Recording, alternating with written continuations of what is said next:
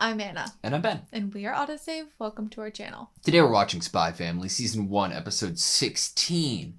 Last episode, we got a name.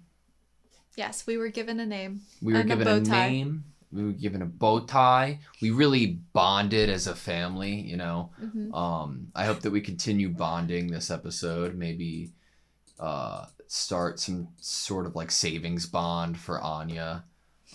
Watch some spy movies, 007, James Bond, you know.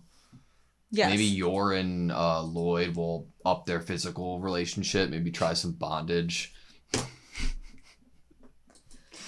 What do you think is going to happen next episode? We're back at school. Yeah, we're back at school. Yep, just some school days, slice of life in the classroom. Gotta study, gotta get some Stella stars, you know. Gotta become friends, you know, for world peace and have dog play dates. Yeah. We had a good episode last episode because we learned a little bit about the handler. Or just, I guess, extra information that we didn't know. Extra exposure. How about that? Like, just more focus on the handler. And the handler has a good design, so that's exciting for me. But we also kind of ended the episode, yes, with, like, cute fluffiness, with, like, dog cuddles, but with Lloyd kind of reiterating and revoicing that after this mission is over, this family does not exist anymore. And correct. He also added to that he would continue to check up on Yor and Anya because he is not denying now that he cares about them and wants them to be okay.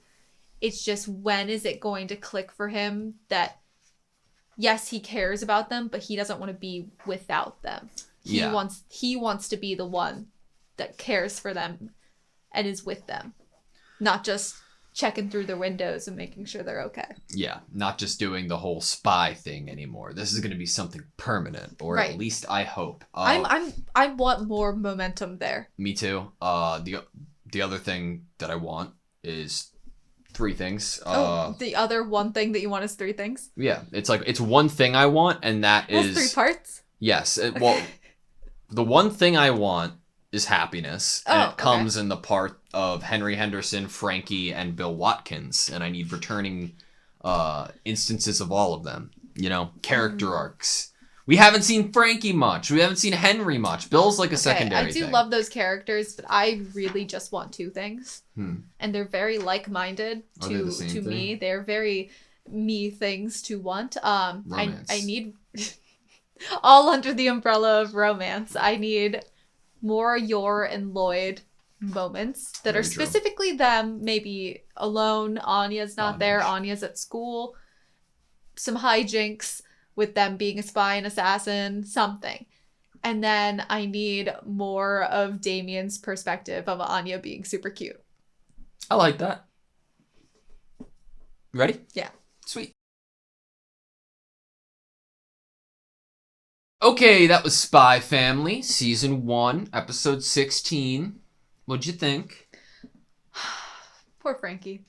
Poor Frankie. But also, like, they used Frankie's character to, again, reiterate the fact that this is a mission family and not a real family.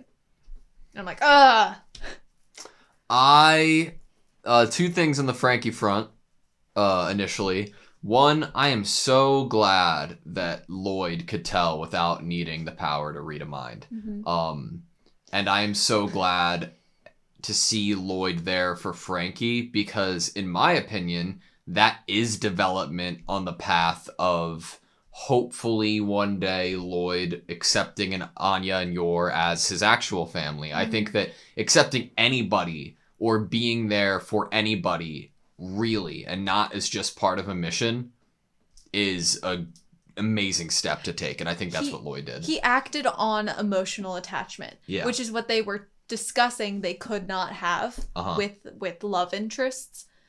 And obviously bringing that up as a theme is, I think that it would only be brought up if this was basically announcing to us that Lloyd is possibly already struggling with the idea of being emotionally attached to Anya and Yor. I feel like it seemed like he not only did he choose to go to Frankie, which shows he has care for Frankie, but he also probably saw it as a pro as well of, don't go have this amazing fun day with this family that you can't keep forever. Yeah. I thought that Anya was gonna be on the left side of the shop. Anya's just also at the bar, and she sends him an apple juice, and she just kind of looks at him. I was gonna say apple juice, but I was like, nah, it's gonna be like a peanut, like a glass full of peanuts or something. Yeah, like the bar with the drinks, you get it would have been the same exact setup. Like, it's like, oh, this awesome moment from Lloyd. Then the other side of the bar, it's like, where did these peanuts come from? Oh, is that lady over there? And then you see like Anya giving like a cool look, you know? Where she has those eyes. Yeah. Kind of like, yeah.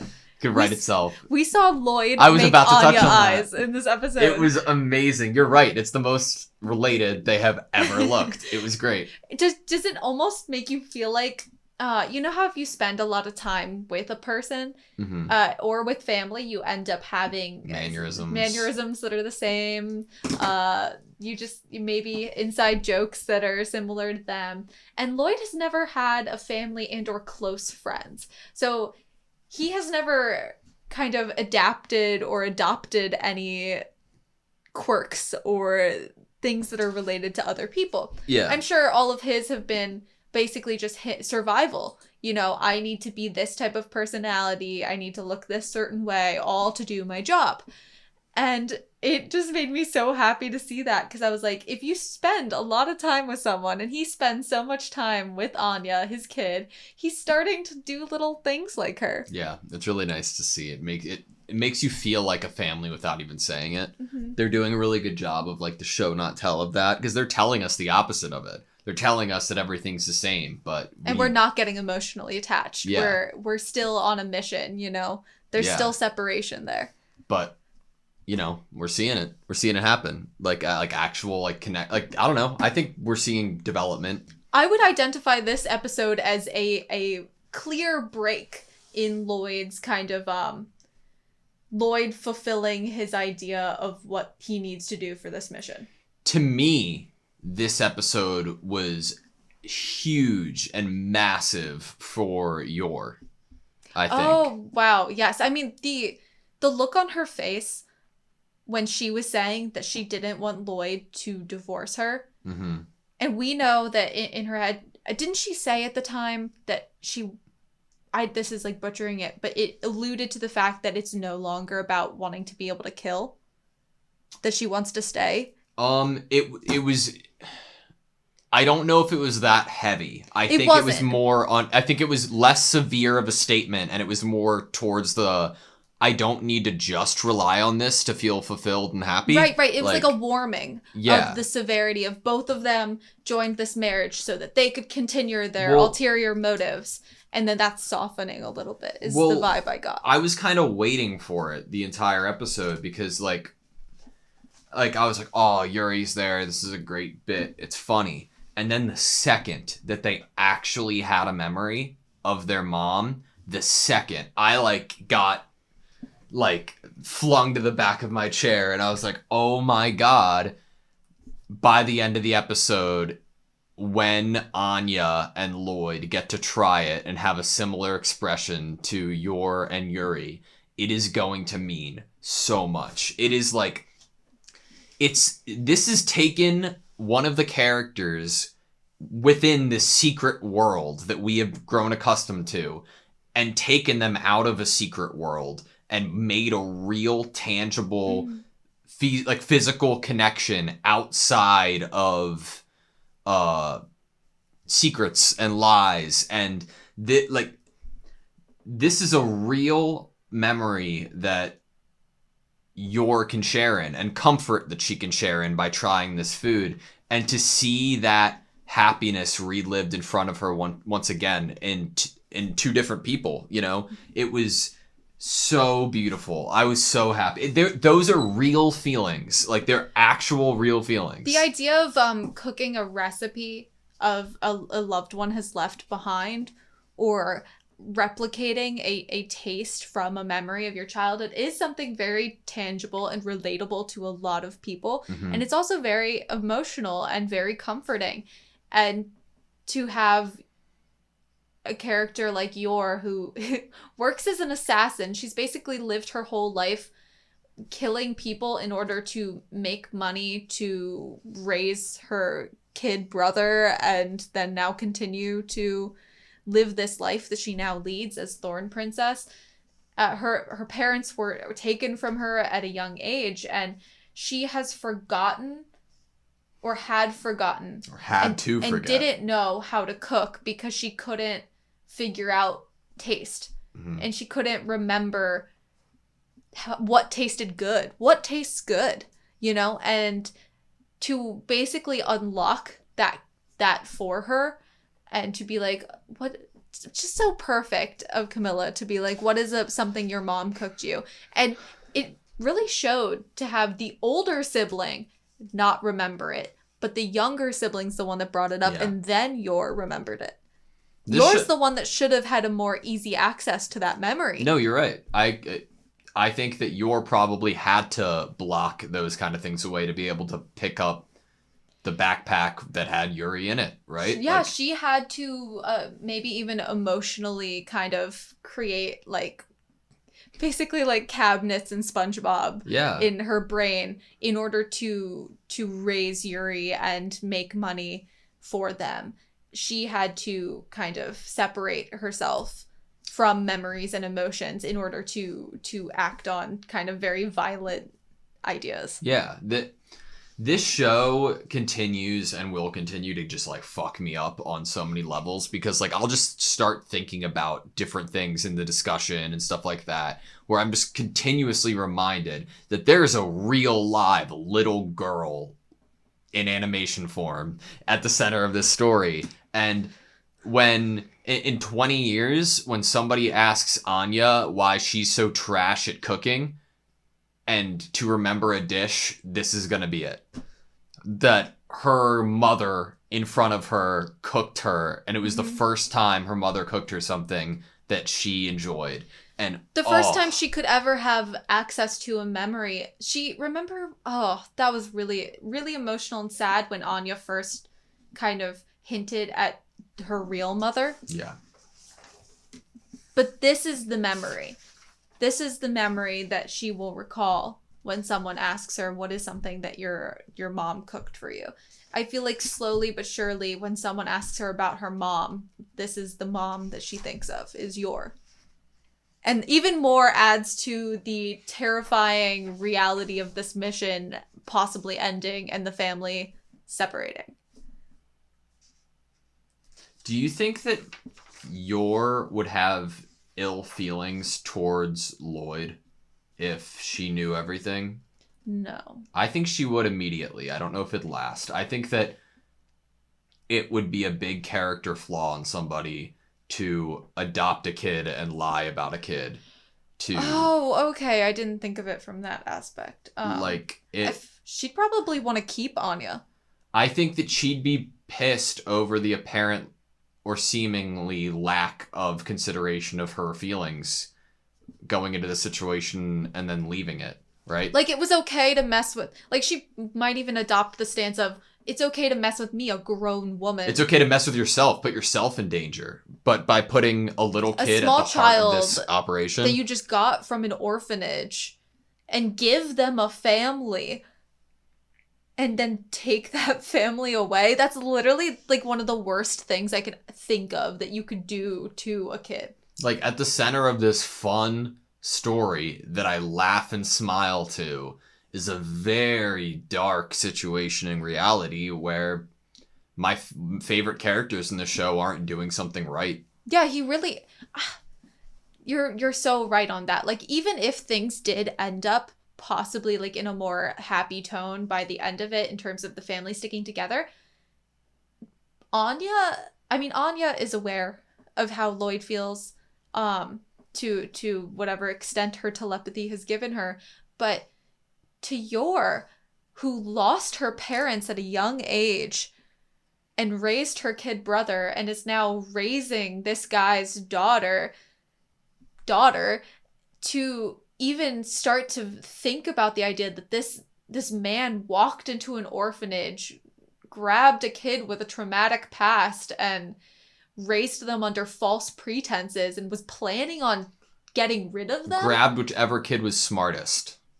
For your goals and your plan, and now you're pushing that kid to study, and it's really dark. Don't get me wrong, I am not outright saying we're not like that, Lloyd bashing. No, I'm not outright saying that this was that living in a orphanage would have been a better life by any means. I'm just saying that somebody could make the argument that this is not awesome either, and I think that it's meant for us to notice, and I think it's meant for the characters to notice at some point, and I think and hope at some point the care and fear of danger that could happen to Anya will outweigh the fear of danger that will happen to the world. Once the emotional attachment really sinks in for him, I think he'll realize how kind of even more so messed up the idea of falling for this family and then giving it up could be. I think what will have to happen is that the unrational reality of the situation will have to circumvent and surpass the reality of the situation. It's not going to be a logical decision at the end of the day when Lloyd hopefully chooses to save 2 people and focus on that rather than countries and the millions of people within them. That's not a logical decision to make. It's something that possesses you further, and I think Lloyd, granted, we don't have any memories at the moment of Lloyd with a family in the past or anything like that Yuri does or Yor can connect to through Yuri. Or from the handler. No. Would the handler have chosen to save maybe her person and her child, over the fate of everyone else? Maybe. You see it firsthand. Oh, do you think the handler would have? Yeah, like after the handler's an example of someone who lost their people, their child, and possibly their loved one from war. And would the handler choose if she was in Lloyd's position? If she had that, I think an interesting question to what you're saying, though, is what would the handler do for Lloyd? If the handler was in a very similar situation, would the handler recognize that they were, see what has happened to them, and tell Lloyd to leave while he can? Or would they be bitter and say, no, this is what it takes, and have him stick to the plan because it's bigger than that? I think I might have had more question marks about how the handler would handle Lloyd wanting to choose Anya and Yor. I might have had more I don't know, feelings that she might be bitter or not understand before we saw her interact with Anya. Yeah. When we saw that, I think it was last episode where she let Anya keep Bond. Correct. There was this warmness in her and this better take care of that child and enjoy her presence to Lloyd, that we got this energy from her that was so caring and so it was like an ex-parent energy. Yes. And I feel like it fits with being a possible good dynamic in terms of what would happen if Lloyd did start to try to figure out how he could have the best of both worlds. Yeah. The best of both worlds. In episode 6, I think that's it. In episode 6, I think in the discussion, you and I talked about if in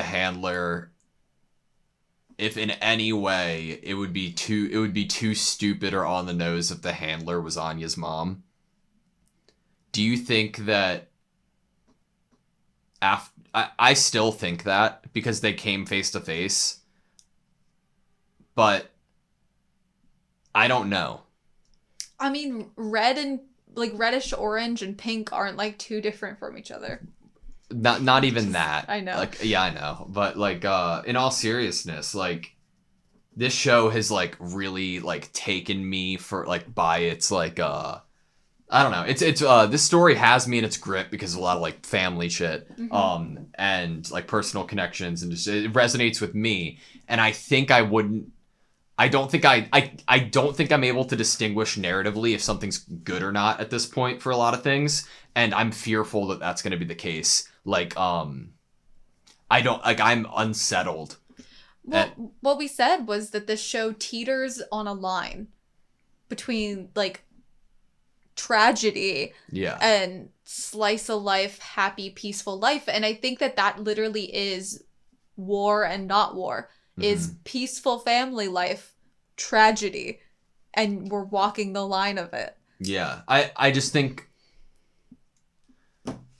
Okay, so this is how my brain's working right now. Emotional shit aside, right?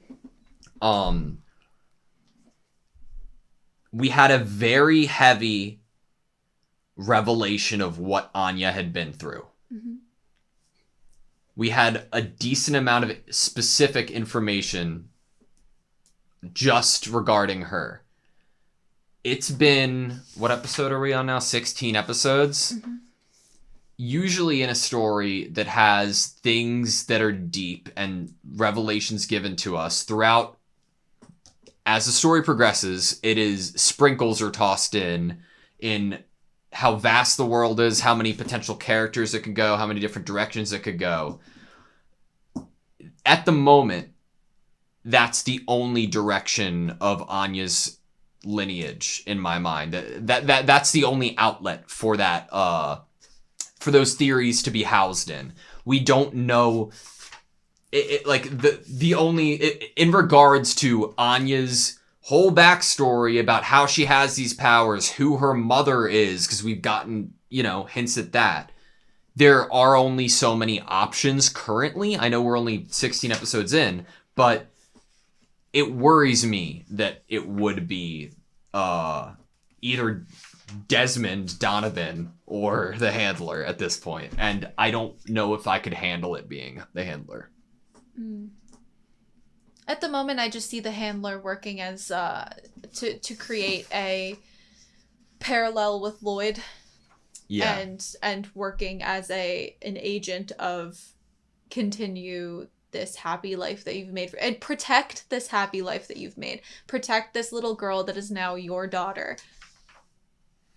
But honestly, I do think that the idea of Anya's birth mother is going to come back in some way. As I think it just feels like it should, if she was a possible kidnapped kid, experimented on, like all of that dark tragedy that happened to her as a child, I feel like there has to be some kind of more than just her barely remembering. Well, that's the root of my thought here. I think that there has to be. I think that it's inevitable that we are going to learn more about her past because we learned a little bit about it and there are open ends. So I think it's inevitable to learn about it, but I don't know how long the show is. I don't know how long the series is. Like, where in the manga does this fall so far? I don't know, and I don't know how long in the future they plan on going. So maybe a season from now they'll start adding in those thoughts, but I get very anxious and sad thinking about if that was the case when I guess okay, so I had like a fading thought about it last episode because obviously we saw them, but I didn't want to get into it because like I was feeling weird about it. And then this episode pushed me to make me feel weirder because I saw Yor and Anya. And I think seeing Yor and Anya and seeing that potential moment of having like Anya connect to this mother in Yor, regardless of blood or whatever. The horrifying thought of a biological parent coming back into the situation and then maybe we even knowing them and how hurtful that could be. That made me have to say something this discussion. Like, I'm scared of that happening to Anya. Yeah. Also, Monica McDumbass should have chosen Frankie. Right? Well, I mean, Lloyd had a good point.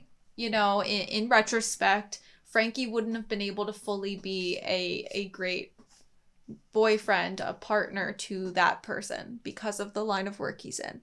And I think that it would not be fair for him to get into a really serious relationship if he wasn't able to fully be truthful and be himself and continue to be with that person in the long run. To lead them on would be horrible.